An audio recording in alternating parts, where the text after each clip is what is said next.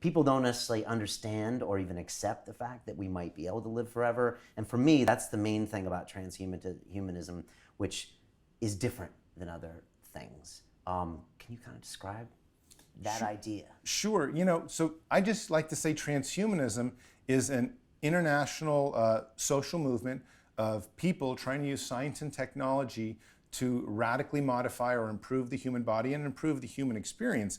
And that could range from anything from bionic hearts to artificial limbs to cranial implants to driverless cars. Mobile phones? Yeah, it depends on how you look at it. I mean, some people will say transhumanism was the first time a primate picked up a rock and made an axe out of it, or a hammer.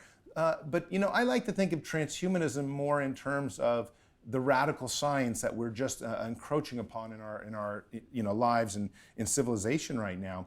But certainly an iPhone, I mean, if you look back even 5 years, how dramatic it's in some of the smartphones, what it's done to society, it's very transhumanist.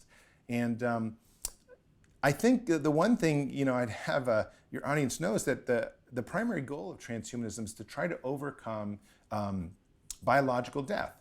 And there's a number of methods to do that. You can do that through either, for example, 3D printing new organs, organ failure being one of the main reasons people die. You can change your genetic structure and try to make it so you can stop aging, or you can maybe even do, you know, pretty science fiction-y things like upload yourself into a machine. There's a number of methods that transhumanists are approaching this problem of death.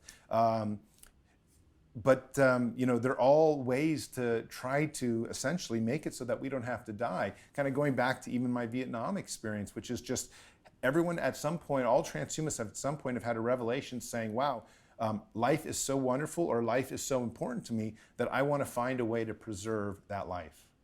It freaks a lot of people out. I'm sure religious people come to you, all sorts of other spiritual people come to you. They say, you know, death is not the end. It's part of the process. You know, what do you say? Do you have arguments for all these different angles that hit you? To watch the rest of this fascinating interview, click on the link below and go to londonrealacademy.com. There you can sign in with your social media, log in and watch the rest of the episode for free, along with all of our episodes on London Real, my webinars, and all of our premium content, all located over at londonrealacademy.com. So click on the link below, you'll be directed there and you can watch the rest of this fascinating interview, and I'll see you there.